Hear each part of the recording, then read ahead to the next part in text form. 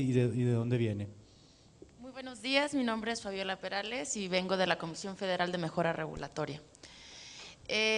Una pregunta, bueno, ya vi que se identificaron los roles de muchos de los actores y estuvo todo muy interesante, pero yo quisiera voltearlo un poco y decir, ¿cuál es el rol de los medios de comunicación en todas estas reformas estructurales que se han dado y cómo pueden ustedes también impulsar que todas estas reformas se lleven a cabo y bueno, cada uno está haciendo su labor, el gobierno, los empresarios, todos estamos cooperando y la pregunta sería esa. Los medios de comunicación en la parte informativa de noticias, ¿sí? Porque medios de comunicación, o sea, no el entretenimiento. Sí, claro. Yo siempre cuando me hacen esa pregunta, yo digo, la mayor aportación que le podemos hacer a este país es hacer bien nuestro trabajo. Así como la mayor aportación que un doctor le puede hacer a su sociedad es siendo un buen doctor, es recetando bien, diagnosticando bien, haciendo bien la cirugía. Un periodista que registra bien la información o un medio de comunicación que registra bien la información, que procesa bien la información y que difunde bien la información, está cumpliendo, creo yo, a cabalidad su compromiso con la sociedad. Yo no creo en los periodistas de causa, yo no creo en los soldados del PRI, yo no creo en los periodistas amigos de los oprimidos, no. Yo creo en el periodismo y en la información sin adjetivos. Registrar bien la información, procesarla bien, presentarla bien. Si logramos eso, creo que estamos cumpliendo nuestra responsabilidad antes del primer semestre, durante el primer semestre y después del segundo semestre, del primer semestre. Gracias. Tenemos una pregunta acá adelante, por favor. Ahí estamos. Yo creo que las reformas que se han presentado sí nos van a llevar a un cambio, pero el cambio no se va a dar si no resolvemos de fondo un problema que lo mencionó muy ligeramente, pero creo que es el cáncer que tenemos para avanzar, la educación. El enfrentamiento brutal entre sindicatos, el rechazo a los programas que presenta la Secretaría de Educación para cambiar la educación. Hemos frenado totalmente eso y es una tristeza el nivel de educación que tenemos en el país. Totalmente de acuerdo, completamente de acuerdo. Tres, Mario de la Cruz por acá. Ciro, bueno, primero como has sido lector y radioescucha, agradecemos tu objetividad en el análisis siempre. Regresando al tema político, mencionaste a Osorio Chong y a Videgaray dentro del PRI. ¿No estás viendo más actores políticos dentro del PRI que puedan surgir en un momento? Digo, son los más claros y más obvios y que más fuerza tienen, pero, y obviamente pues cada uno tiene sus puntos que los comentaste. ¿Hay algunos actores más que puedes ver dentro del PRI? Y dos, ¿qué tendría que estar pasando en términos de movimientos políticos dentro del PRI hacia el 2018? A ver, la primera pregunta, ya vamos al futurismo, pero bueno, nosotros lo pusimos ahí. Yo creo que el diseño del gobierno del presidente Peña Nieto le ha funcionado muy bien, incluso nosotros, sí, yo lo he escrito, es un presidente con dos vicepresidentes, con dos jefes de gabinete, uno en la parte política, otro en la parte financiera económica. Los dos están fuertes. No veo a nadie en el gabinete, a nadie, absolutamente a nadie. Hoy, yo no sé, mañana, dentro de una semana, hoy no veo a nadie medianamente a la altura de ellos. Tampoco veo a un gobernador fuerte y creo que si alguna de estas dos figuras se debilita, la única otra figura, que es una gran figura que tiene el PRI que podría emerger, es Manlio Fabio Beltrones. Yo por lo pronto vería esos tres nombres, aunque Manlio Fabio Beltrones, todo el reconocimiento que tiene como político, no lo suele tener con la gente, no le va nada bien en las encuestas de popularidad y para ser candidato necesitas convencer a millones de personas, si no, puede ser el político más inteligente del mundo, puede ser el hombre en el cual se inspiró la serie House of Cards o lo que tú quieras, pero si no le llegas a la gente y no le gustas, ¿no? Yo los veo hoy a ellos dos y quizás si alguno se cae, a Manlio Fabio Beltrones. Pero bueno, falta mucho, falta mucho. Sí, por favor. No mencionaste el tema de la corrupción y yo creo que ese va a ser un tema también decisivo y que tampoco no vemos que se haya corregido mucho independientemente del color que llegue al poder. Eso no lo tienes como tarea pendiente, ¿no sí, ves algo? de alguna manera venían cuando Lisa tocaba la parte de la reforma de transparencia y todo lo demás, por supuesto, pues es que habría una serie de categorías que también nos llevarían a una charla, ¿no? Corrupción, impunidad, negligencia, desorganización, pues sí, esas son las grandes enfermedades. Ahora, ¿cómo se va a marcar un antes y un después en términos de corrupción? Pues con normas que funcionen. Me decía mi querido amigo, en paz descanse, Adolfo Aguilar Sincer, cuando era diputado, allá por 1997, el primer Congreso Plural, me decía, entiendan una cosa, los suizos no son honestos porque traigan un gen honesto, sino porque llevan generaciones, los suizos o los finlandeses o los suecos, sino porque llevan generaciones y generaciones y generaciones viviendo con una normatividad que sí aplica, con una normatividad que sí sanciona, con una normatividad que sí detecta las irregularidades. Yo no creo que la corrupción sea un asunto de espiritualidad, de dejar de ser tranzas y convertirnos en personas honorables, es de que funcionen las normas, ¿no? Que de alguna manera están funcionando. Uno de los puntos fundamentales, y creo que puede marcar un antes y un después, me lo decía Elisa, precisamente ayer que estábamos terminando la presentación, vamos a ver cómo funcionan estas licitaciones online en Pemex, a partir de que se aprueben las leyes secundarias. Vamos a ver si verdaderamente vamos a poder seguir un proceso de licitación como seguimos cualquier cosa en Internet. Quizá ahí esté la semilla de una serie de transformaciones, de cambios. Tiene que venir un cambio, desde luego, de cultura, pero ese cambio de cultura en términos de corrupción no se va a dar si no hay una normatividad que presione, perdón por la palabra, que intimide al ciudadano. Es el mismo caso de la impunidad en los delitos.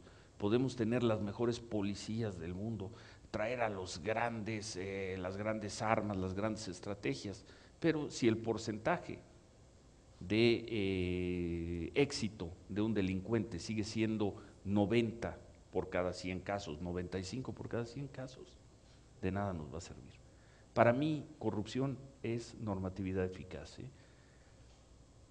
Y después de 2 generaciones de que ya no era tan fácil corromperse, la tercera va a tener otra cultura. Nos va a tomar todavía tiempo, creo. Ojalá me equivoque en este punto.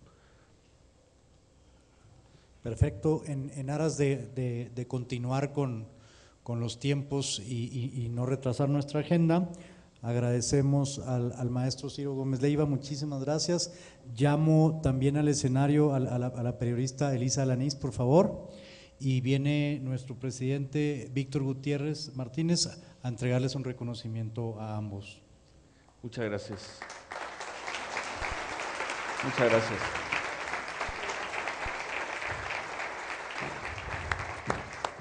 Ciro, Gracias. Elisa, esta es su casa, muchísimas gracias por habernos acompañado y esperemos que sea la primera de muchas. Muchas gracias, muchísimas gracias. Maestro Ciro, muchísimas gracias por estar con nosotros y ayúdenos en la difusión de la discusión de leyes secundarias. En eso estamos. Se está escuchando lo que están diciendo. Sí, perfectamente, es la idea. Para que no se nos vaya al siguiente periodo de sesiones donde otras discusiones pudieran dominar la agenda. Nuestro reconocimiento por Muchísimas la gracias. Elisa, Muchas gracias. muchísimas gracias. Gracias, muchas gracias. Buen día. Gracias.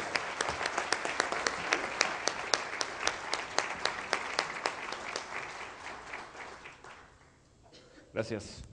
Buen día, muchas gracias. Gracias. Muchísimas gracias.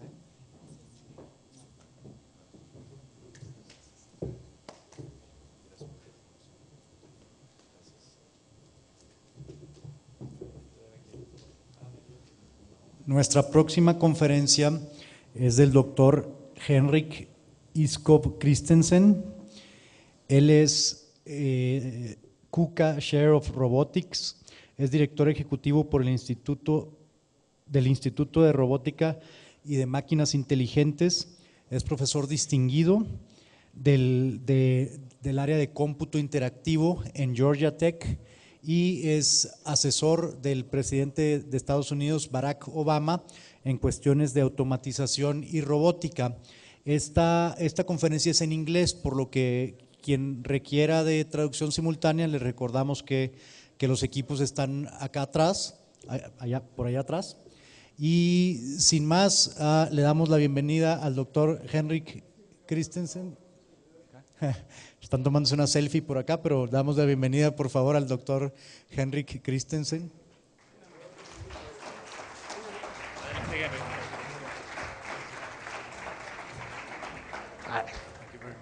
Thanks. Thank you very much, and welcome to Canieti, Dr. Christensen, and please go ahead. Thank you.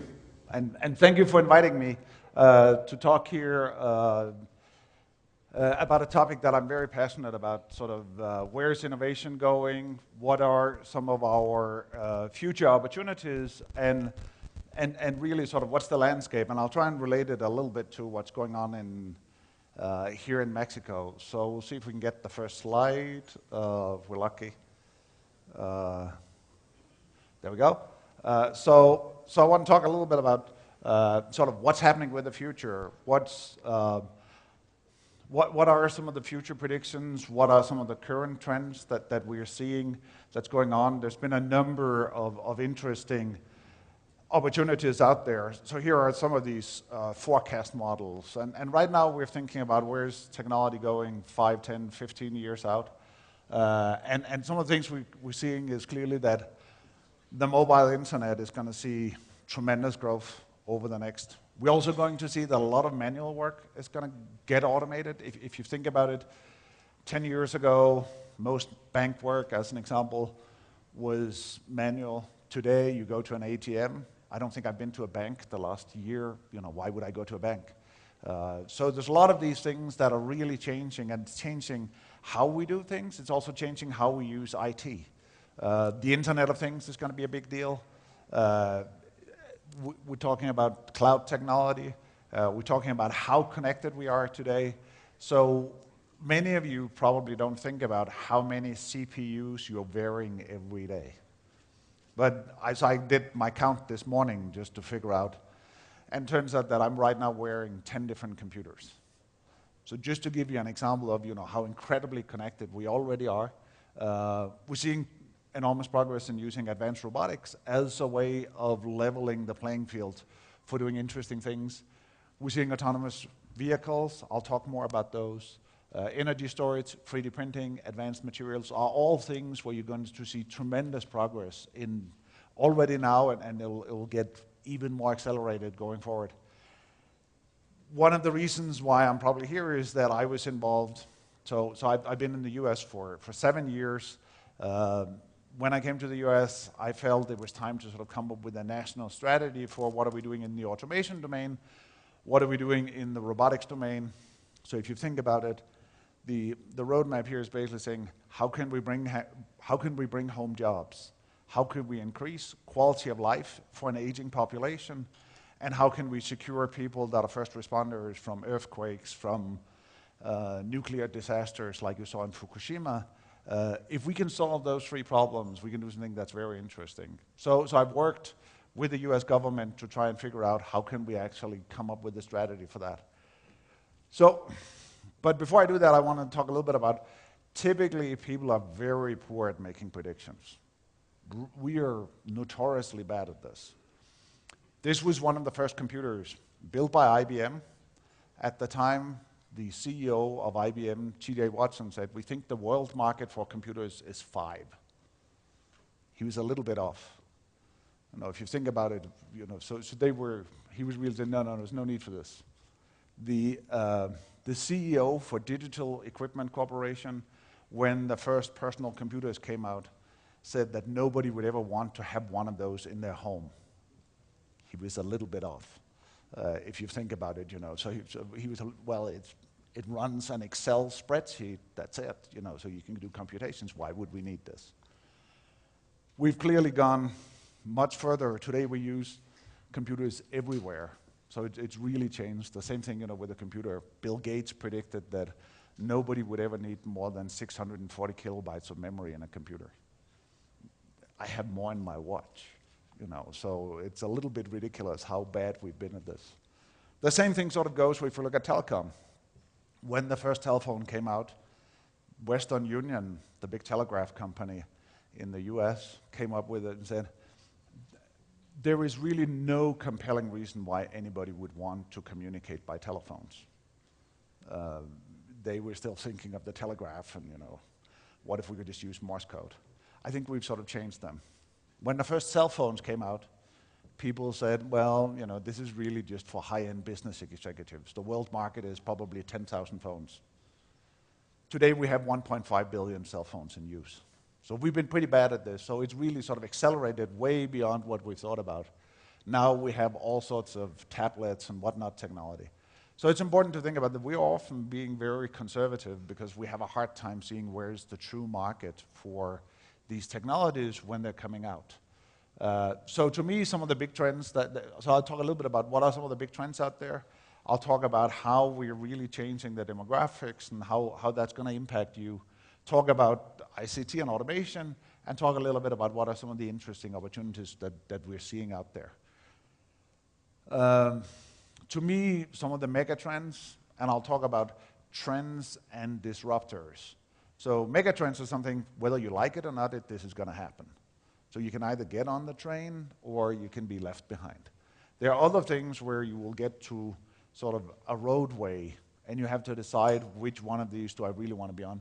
To me, there's no doubt Internet of Things is going to happen. Our current prediction is that by the end of the decade, we will have 15 billion devices that will be connected to the internet.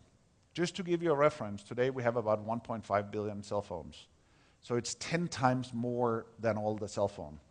We're seeing cell phone growth 4 to 5% globally. Internet of Things is going to see much, much stronger growth. Personalized electronic devices, we have all of these things that we wear all the time, and it's only going to get worse. We're getting used to having one-off personalized products, and I'll talk a little bit about that, which is sort of helping us bring manufacturing back from some of the other countries. We're getting to a world where you can bring manufacturing back. So if you look at the US, we've seen tremendous number of jobs that's come back from Southeast Asia. Because of the cost of transportation and other things, it doesn't make sense long-term to do it so far away. That's an enormous opportunity for Mexico because you're very close to a market like the US. To do this, we're getting very lean supply chains. So if you look at it, we would like to have, or Amazon would like to have it, so that you can go on your computer right now, order material. By the time you get home, it's in your mailbox.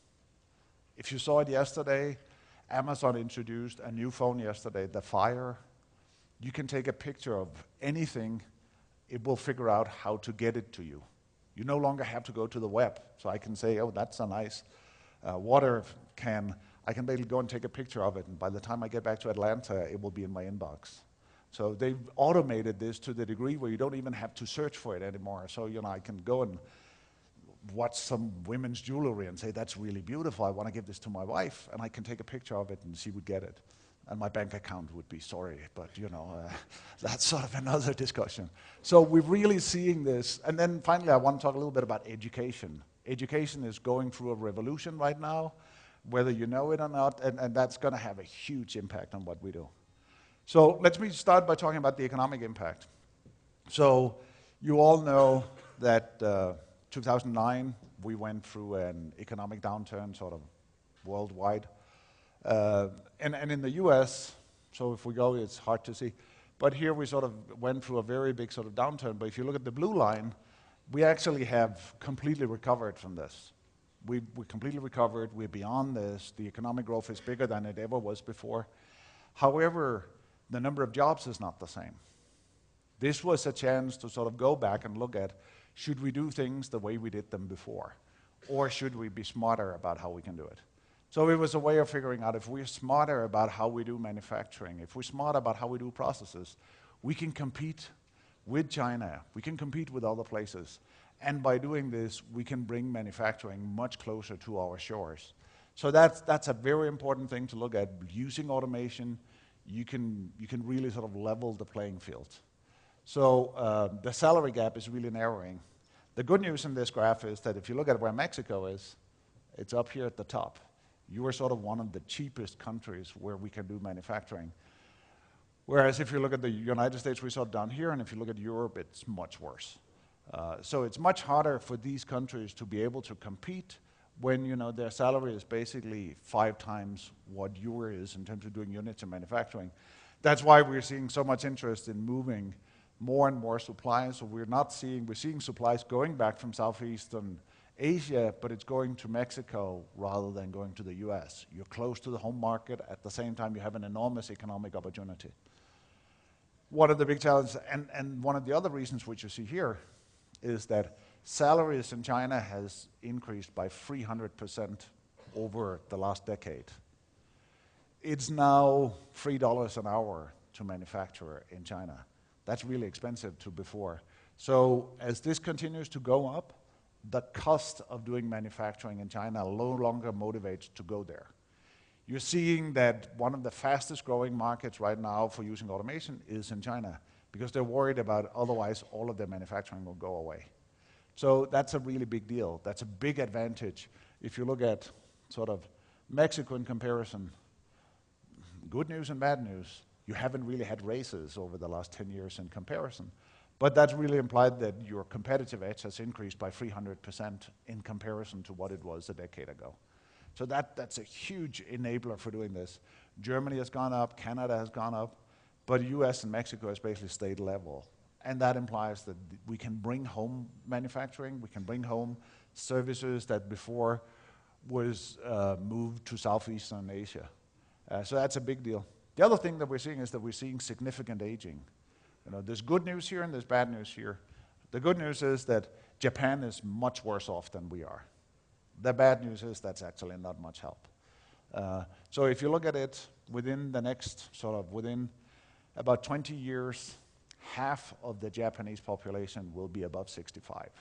Half. That will have impact on all aspects of your life, from TV commercials to manufacturing, because you're going to have to sustain a society where there's so many more people. Then if you look at it, then this is Europe, and the expectation is that Europe, because it's going through a significant economic downturn right now, is not going to have the same fertility rates, and because of this, they're not going to age as much as the rest of us. In the US, it's also looking, that's the blue curve, it's also going to go up there. It's not growing as fast as many other places, primarily because of immigration. Immigration is really helping US trying to solve this problem. The red curve is China. China is basically going to get to the same place, primarily because of policies like one child per family and other things is basically going to impact how well we do aging. So it's going to be a big challenge. There's going to be fewer people in the workplace. They're going to have a higher productivity. Because of this, we need to really think about how can we have a sustainable economy where there are fewer people doing the work and you can still have significant economic growth. So there's some economic drivers, but there's also a lot of really cool new technology coming out there. So one of them is clearly the Internet of Things. If you look at the Internet of Things, it's basically going to go everywhere. It's going to go from hardcore services, so IT services, anything, healthcare, whatnot. Healthcare is clearly going to be one of them. Energy monitoring, which is huge. So everything you have today will probably get internet connected somehow.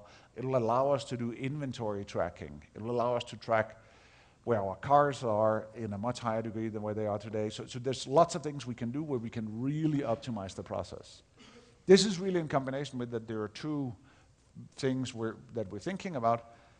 Whether you're on this side of the Atlantic or on the other side of the Atlantic, here it's called the Industrial Internet. On the other side of the Atlantic, it's called Industry 4.0.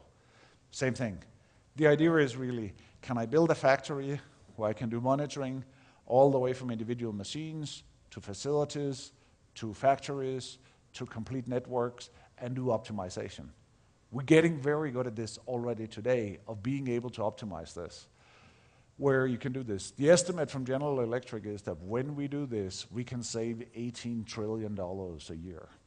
That's a serious amount of money. So you can really try and do optimization. We are already starting to see this. So I work with a local Kia factory in Georgia.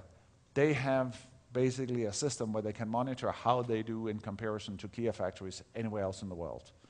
And that allows them to be able to do optimization, saying, They're better at doing lean manufacturing in India than they are in Georgia. Why is this? How can we change this? So we're going to see this enormous sort of integration of all the different technologies that allows us to do tracking. That also implies that you have to think about what does that do to your supply chain. Your supply chain is going to be fully connected, so we can do inventory management. We can make sure that we do things. So the Kia factory I just mentioned a few minutes ago has a buffer capacity of 30 minutes. So they have a car factory where there is no inventory of anything for more than 30 minutes. You literally see seats arriving, getting driven in, set into a car, driving off the factory. There is no longer sort of big storage areas. It's taken away. So we're really seeing, tremendous opportunities of doing this by integrating manufacturing, ICT, into doing entirely new technologies. We will also see that we can do data analytics for manufacturing. Or for all of this. So we're already seeing, so here is sort of the value, and here is how hard it is. Up here is, of course, where you want to be. You want to make a lot of money. For doing this, this is a relatively mature area. This is finance and insurance. We already have amazing ways where we can do data analytics for financing and for investing. This is what all the big financial markets have been investing in for the last 15 years to really figure out how can we do this. We're doing information. One of the areas where you can have high impact, and it's actually not very hard, is the government. I don't know how it is in Mexico, but in the US, the IT systems suck. There's really no other word for it. It's really, really bad. You can spend hours and hours going through this. And to just, recently there was a discussion about the veterans in the US, the Veterans Hospital System, which is a huge healthcare system. And they were talking about that they had a problem with their, people were not getting service as fast as they should get. And then somebody was saying, but in the age of the internet, that should not be very hard. It is not. But the veterans are using a time scheduling system that's from 1974. It's from before the internet. So, so there's no, so for this, so there are lots of opportunities to go in and really look at how can we optimize these processes so that we become much better at whether it's taxes or getting returns or healthcare. So this, there's no doubt, this is going to be a really, really big opportunity because there's also a lot of money we can save. On the other hand, as a taxpayer, I'm sort of saying I already pay enough taxes. Why do I have to pay more taxes? So that's clearly a challenge. We're seeing other areas where you can do this in construction, administration, professional services, where we're getting pretty good at doing this. So there's lots of opportunities doing data analytics. And in the age of big data, this is going to be the next revolution, that we will become much better at doing this, and we will sort of have access to it in the palm of our hands, that we can really go and do all of this analysis and find very interesting ways of building new services and new opportunities. The other thing is that we're really getting to having sort of personal electronic devices. If you think about it, there's so many things that you have in here. Yeah, it's a phone. But for most kids, they're sort of worrying about, yeah, okay, but really, I don't want to talk to other people. I want to tweet or Facebook or whatever it is. Facebook is too old now. Most of you are probably on Facebook, so your kids don't want to be on Facebook because dad and mom is on it. But we are seeing all of these new personal services. The most widely used digital cameras today is an iPhone, which is pretty ridiculous. It's, we're seeing this for doing healthcare, so I'm a pretty good runner. This is how I track how I do running. So we do all of these services that's really getting into this. Of course, the big question is, when will this get embedded into a system that you have with you? Right now, the first sort of notch we've seen of this is Google Glasses, where you get these pair of glasses and it has a camera and you can get all this information. That's really good for engineers like me that want to look dorky. If I go home and ask my wife, she'll look at me and say, "You got to be kidding me. That looks like something, that I would never be wearing." So the question is, when do we get to a technology that I can put into my ear, where it will basically allow me to do healthcare monitoring, it will allow me to check my pulse, my oxidation level, it will allow me to track where have I been today, it'll tell me the healthcare monitoring, how many steps have I taken, it'll do all of this, and at the same time, when I come to Mexico, it will provide simultaneously translation. So you're talking to me in Mexican and I'll hear it in English, I'll just do simultaneous translation. Those are the services we'll see within the next 10 years. And I think it will be hidden. Google Glass is sort of the dorky way of doing it. But wait 5 years and you will see technology that's going to be really amazing for doing this. So there's some very nice opportunities out there. The other is that we're getting very close to get one-off personalized products. So I put a Jaguar up there, not because it's an expensive, highly personalized product. I put it up there because it's one of the simplest car models we have. It's only made in 1.6 different versions. And the reasons is that you go out today and say, no, I want it in red, or in silver, or in white. I want it with a black interior. I want it with a Bose audio system. I want it with entertainment systems for the kids. When you sum up all of those variations, that's 1.6 million different configurations. If you look at a company like General Motors, they make 10 to the 23rd different versions of cars. So imagine trying to design an automation system or a factory where you can actually do inventory maintenance. You need to be able to track these and be able to understand what's really going on. And so it's very hard to be able to do this just with these relatively simple products. So that's an interesting challenge. How can we do this and how can we do this well? It's one of those areas where we're trying to take manual labor out of the equation. So we're getting to where can we do how can we have a world where we can move manufacturing much closer to where's the market? We want to move it away right now. If I buy an iPhone, it's probably been made somewhere in China. It's being flown halfway across the world. It's way too expensive. It should be made in my backyard so it can be delivered right in time for doing this. It should be the same thing with food. I don't know if you've seen this in Mexico yet, but if you live, for instance, in New York, you can go in through Amazon Fresh and you can order all your groceries. There's no need to go to a grocery store anymore. You can go and order all your groceries. By the time you get home, it's on your staircase. In my neighborhood, that's not a good idea. By the time I get home, somebody else has taken my food. But that's a different problem.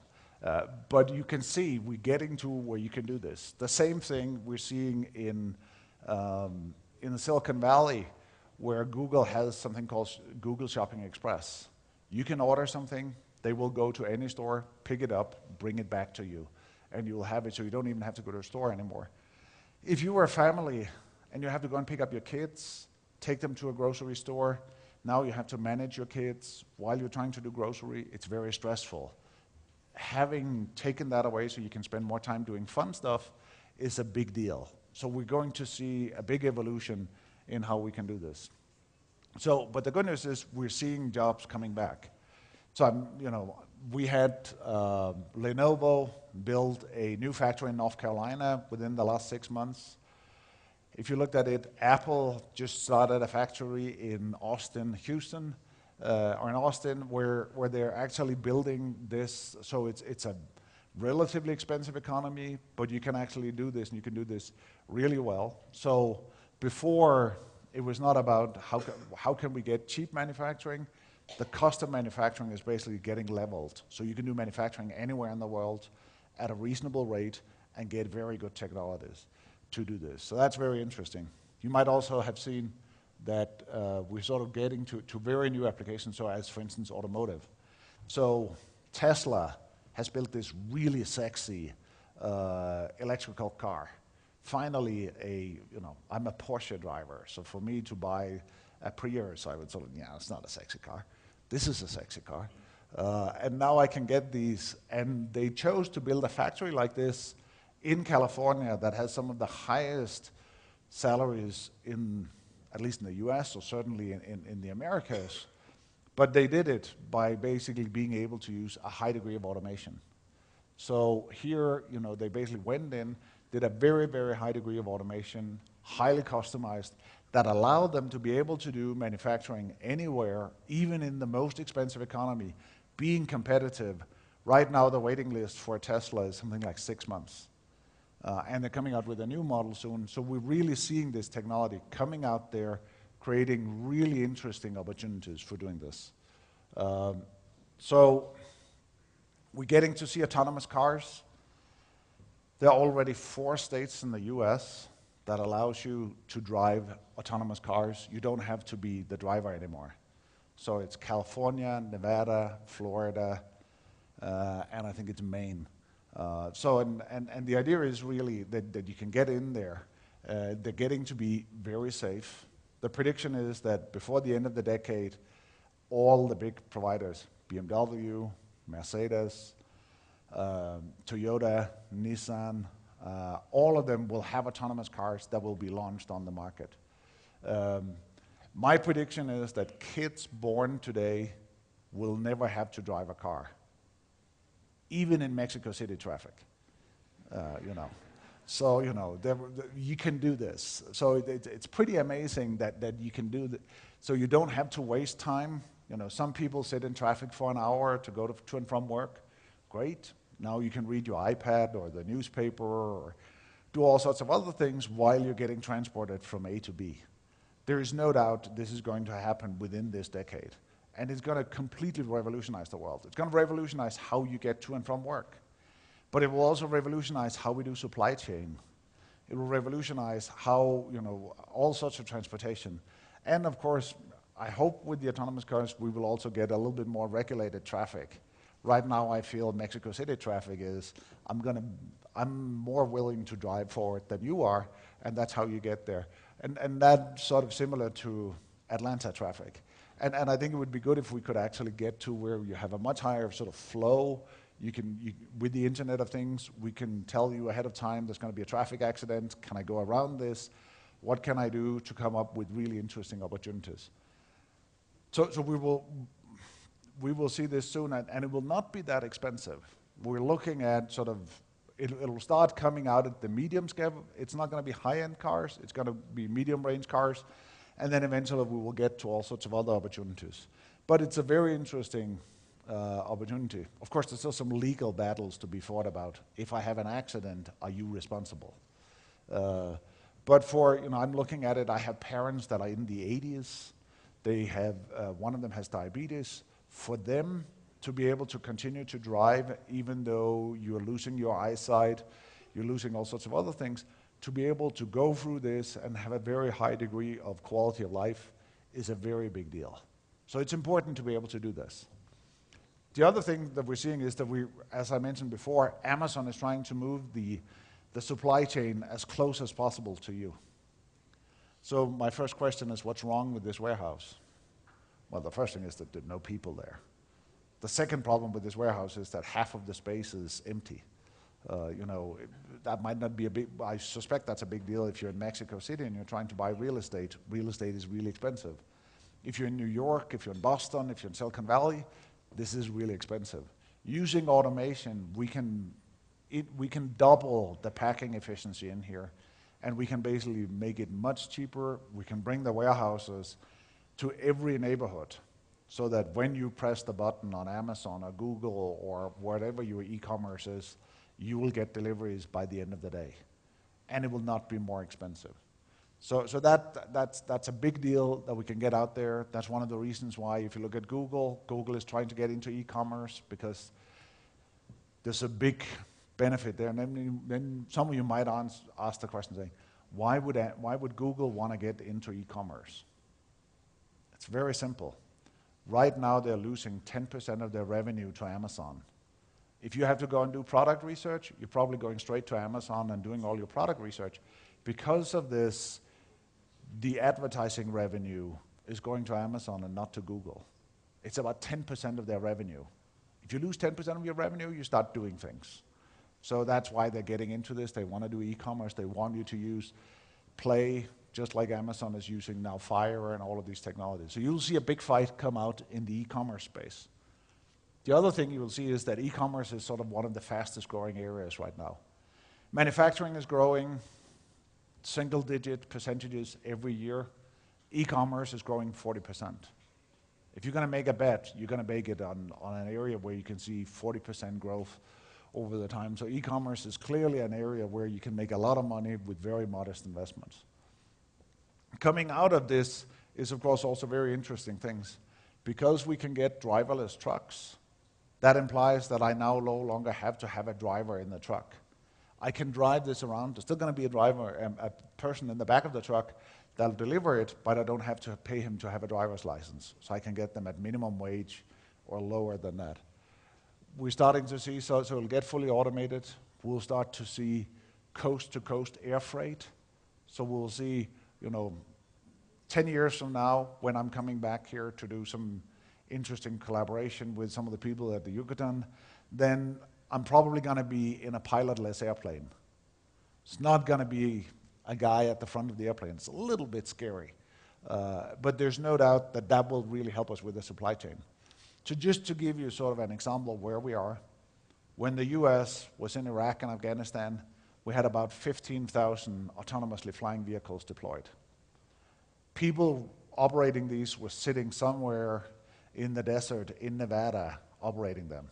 That implied that after 8 hours of work, they can go home to their family. They don't have to get deployed 6 months in Iraq and Afghanistan or somewhere else. Half of the pilots entering the US Air Force today never leave the ground. They become drone operators rather than fighter pilots. I would be really disappointed if it was me. If my life dream had been to be a pilot and they said you're going to sit in that container over there and operate a computer game, that would be really disappointing. The good news is that most of the young people entering this field today are inherent experts. I don't know what the number is for Mexico. In the US, the average 20-year-old man has spent 12,000 hours playing computer games. That's 3 years. That's serious training. So you should not think about this as a waste of time.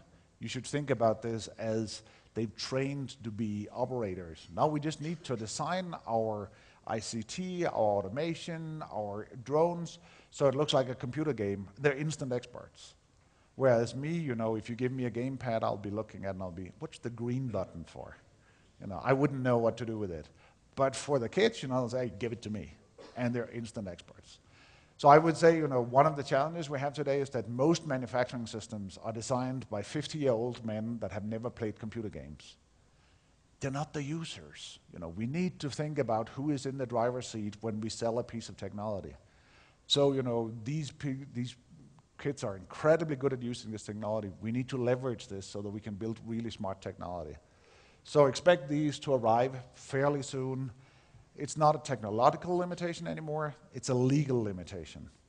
The US Congress has required FAA, the Federal Aviation Authority, to come up with a legal framework by 2017 so these can be used in the US airspace. Once that happens, coast-to-coast air freight, there will no longer be pilots in the airplane. They will be sitting on the ground. That will imply that as a pilot and a captain, you can now operate 6 airplanes or 8 airplanes. You take one off, put it on autopilot, go to the next one, you take it off, go on autopilot, you land somebody at LAX, and only if there's an intervention do you do this. Whereas, when I went here from Atlanta, the pilot took off, spent 10 minutes sort of getting us to autopilot height, pressed the autopilot button. I'm sure he played computer games or whatever, or read the newspaper for the next 2.5 hours, got to Mexico City, and then he said, okay, let me have a little bit of fun for the next 15 minutes. So he wasted 2.5 hours on basically doing this.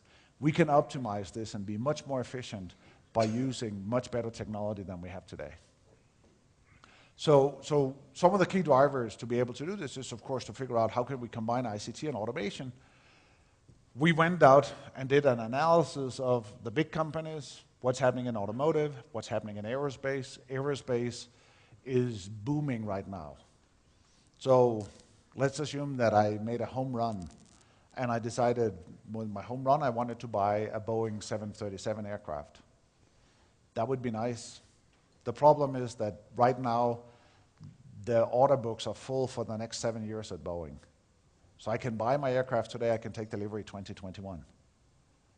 And they make 42 aircrafts a month.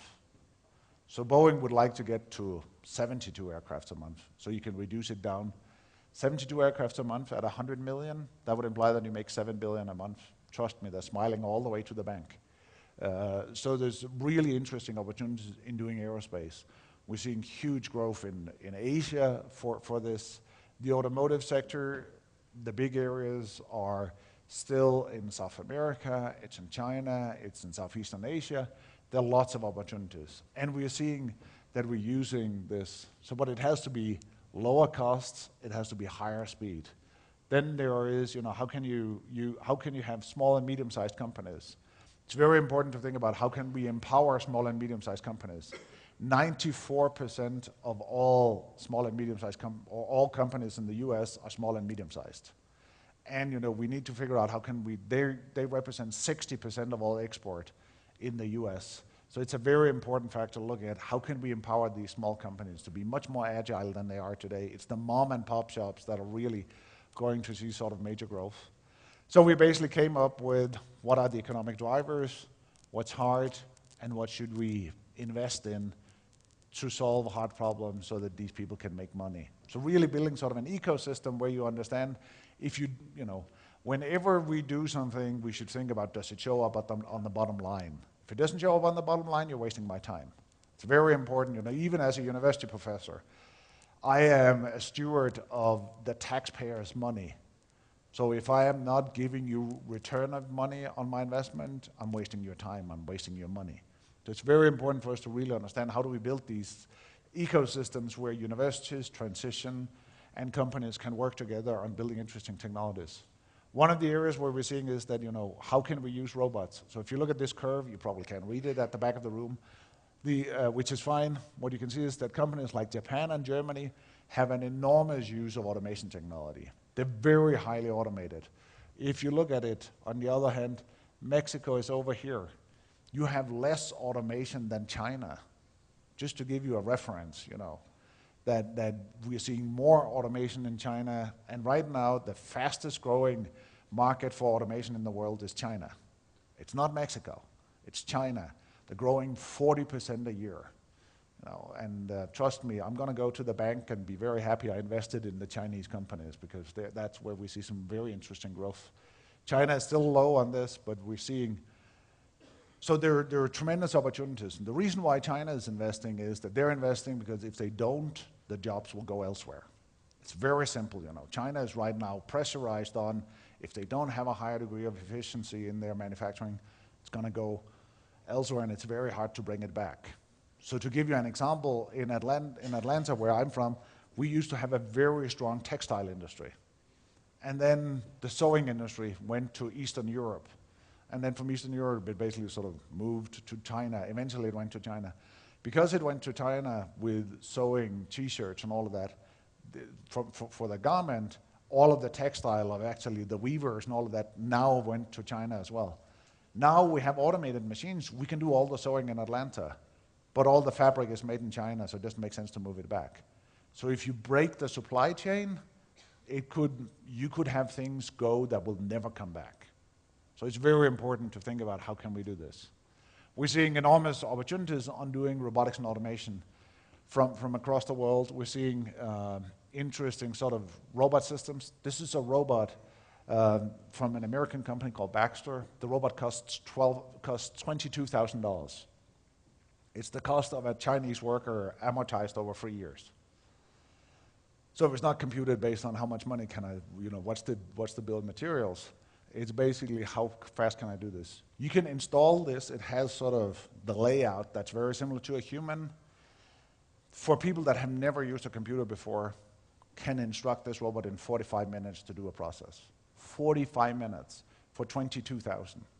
Now I'm at the question of I'm asking, should I invest in new people or should I invest in automation technology?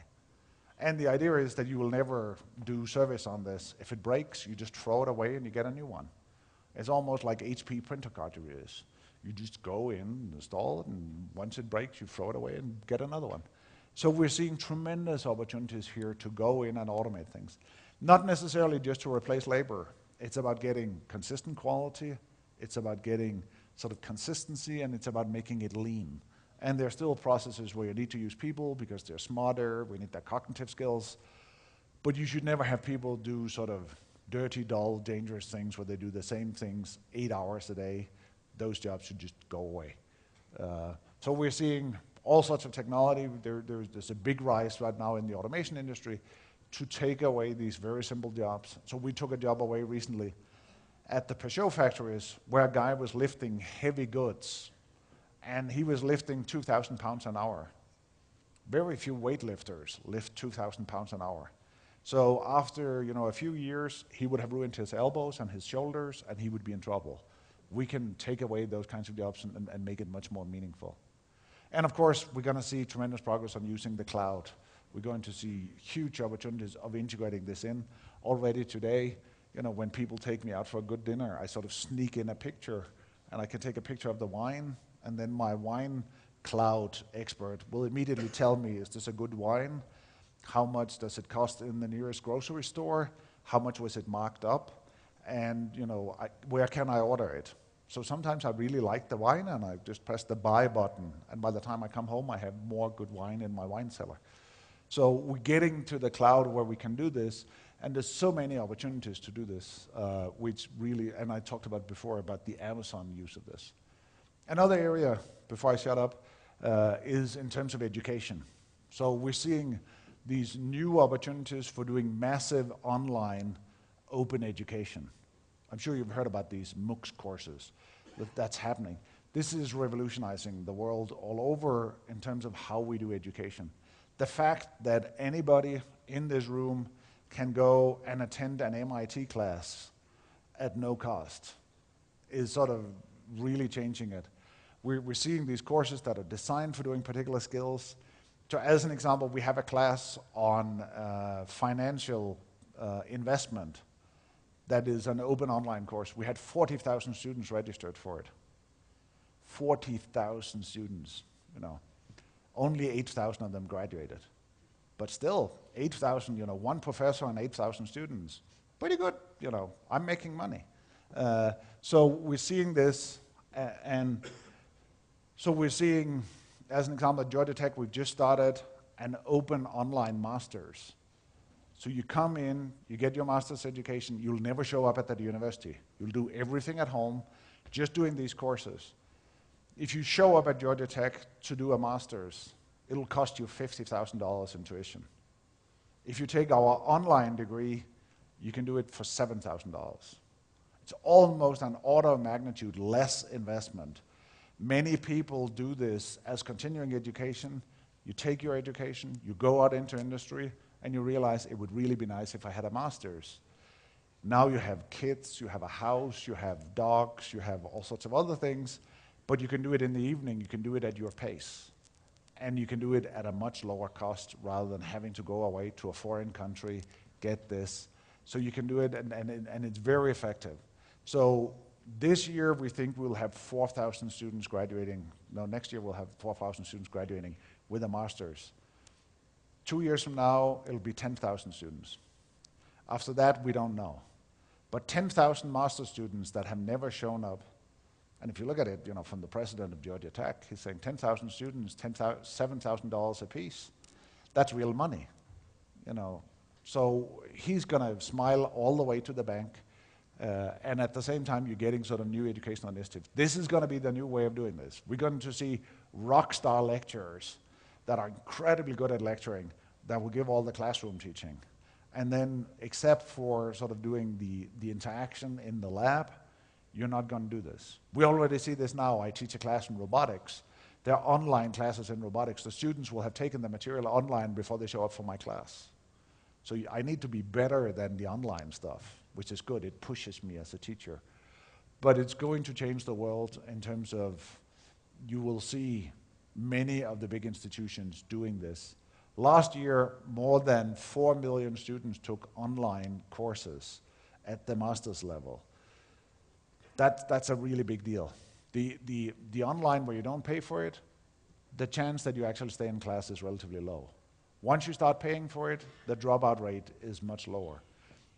Traditionally, if we look at Georgia Tech, something like 80% of our graduate students come from outside of the US.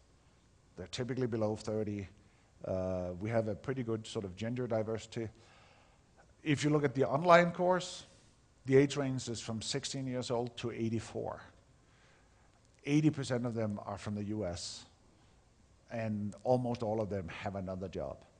So we're really seeing new ways of doing this. The other thing that we're seeing is sort of we need to really think about how can we make a modular education. I don't know how it is in Mexico. In the US, it's not clear that if you've gone to a community college, if you wanted to go to one of the established colleges afterwards, it's not clear you would get recognition for your degree. And that implies that it's very hard to sort of make a stackable degree where I can go to any university, get a bachelor or even a trade education, build on top of this to get a master's, build on top of this to get an MBA. It's very difficult to get all of this lined up. In the future, we need to make sure that this lines up so that the kids will go for this. As I said, some of this education will be online. There's no doubt. Whether you like it or not, that's going to happen. That also implies that, for instance, bandwidth is going to be so crucial in the future. I live in a building I moved into 5 years ago, and the contractor estimated that on the average, every apartment would use about 500 kilobytes of bandwidth. I'm sure you know, it's soccer season right now, and all of the apartments are streaming soccer, and that basically implies that we're out of bandwidth, and we've been out of bandwidth for a very long time. So we need to be able to figure out how can we solve these problems so that when things like the World Cup comes up, you can actually do streaming all the time. The same thing goes with education. We should be able to do this. So we will also see that we will see a big boom in sort of the college education that will come out and be sort of part of the future workforce. We need to figure out how we can make this. The dumb jobs will go away. The smart jobs will stay. But it also implies that we need to think about how can we do lifelong learning. My guarantee is that whatever kids learn in college today will not be very valuable 15 years from now, unless we really think about how do we do learning. So it's lifelong learning. You know, I taught about vacuum tubes and transistors and stuff like that when I went to college. Nobody uses that anymore. You know, so we really need to sort of think about how do we get this, how do we get a lifelong education where your skill set is that no matter what you do, you will be equipped to do it and you will be able to acquire your knowledge. You know, when I went to college, we did assembler programming. You know, nobody does assembler programming anymore. So we really need to think about this. And then we need to think about how can we make sort of new educational opportunities. Anyway, I promised I would sort of be about 45 minutes. So to me, there's no doubt that, you know, ICT will continue to grow in importance. It's going to be one of the big areas. It's going to be an enabler for manufacturing. It's going to be an enabler for entertainment. It's going to be an enabler for transportation. It's going to be an enabler for commerce, for all of this. So we need to really think about how do we do this. That also implies that we need to be very careful to think about other issues like privacy and this. So I'm still worried when I see kids today post pictures of all sorts of things. 10 years from now, I'm going to interview them for a job. And the first thing I'm going to do is I'm going to go and look at Facebook and say, what stupid pictures did they put up? You know, and we do this all the time. So it's very important to think about what is the implication for this. We also have to think about how much tracking can we do and how can we use this. So privacy, access, and inclusion is very important. We need to make sure that we can include everybody in this. So as an example, my 82-year-old mother has never used a computer. You know, I need to be able to figure out how do I get her included. You know, and the inclusion can be that you're going to say, it's no problem, you just go and take a 1-week course on Windows. She's going to look at me and say, I don't think so. So, you know, we're going to make the technology accessible to her, not the other way around. She wants to be on Facebook so she can see the grandkids and other things, but she doesn't want to spend a week learning Windows. So we need this. And there's no doubt we need very high degrees of customization. I want something that's mine, not something that's yours. We need to be very lean. You know, I don't want to pay for storage capacity, and we have this itch. When I want to buy something, I want to press the button, and ideally I want someone to knock on the door 5 seconds later and say, here you are. How do we make this possible in a new economy? And one of the reasons, or one of the ways we can do this is that we need to be able to manufacture everywhere. We need to have inclusion of the infrastructure everywhere, and we need to have very lean supply chain. And we're getting there. So I'm very optimistic about this is going forward, and I see tremendous opportunities for so much more economic growth. So and if we go and look at the areas where we're seeing big growth, then it's clearly in ICT, gaming, and automation.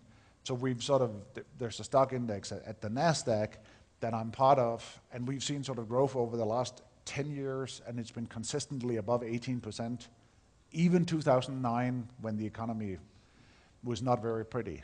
And some years we see 40% growth. So there's no doubt ICT, automation, and those areas is going to be a really big growth area. With that, I'll say thank you.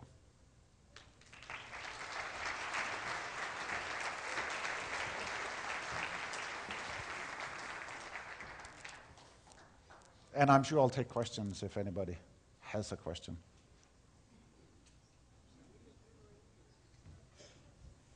Tenemos, digo, además de agradecer al doctor Christensen, tenemos algunos minutos todavía para preguntas. Si alguien tiene algún comentario que hacerle, adelante, por favor.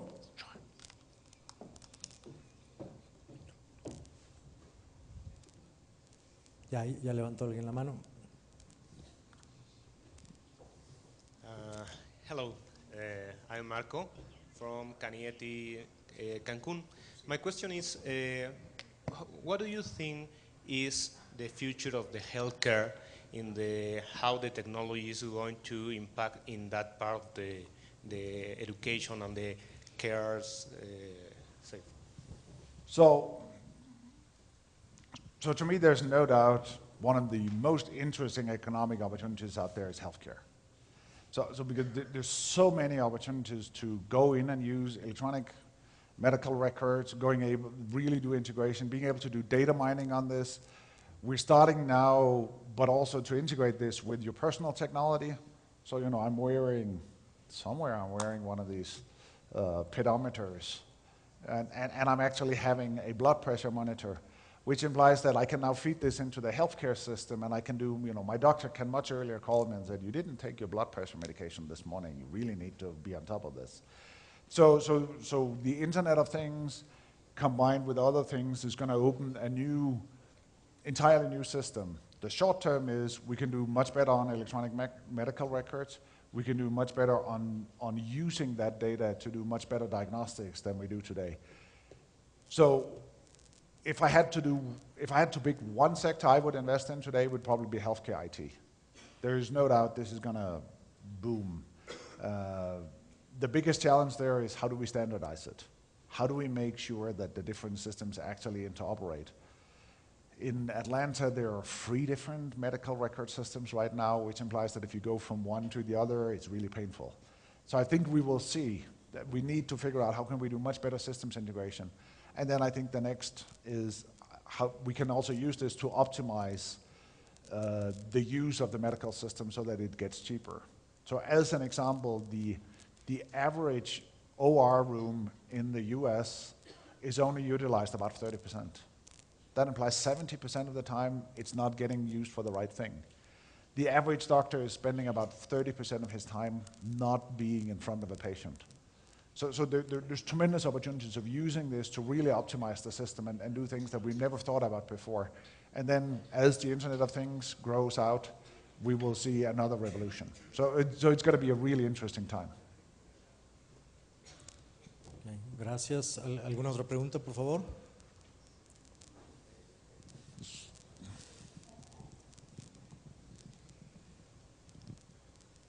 My name is Gabriel Suarez. I come from Aguascalientes State, Aguascalientes City. I just want to ask you one question regarding robotics. How is robotics going to change manufacturing life now in the countries where we have a lot of manufacturing? Industrial countries are using the workforce we have in these developing countries. Now, how robotics is going to change that? How is the country going to survive getting jobs? So I think there are tremendous opportunities for. So I think you will see a much more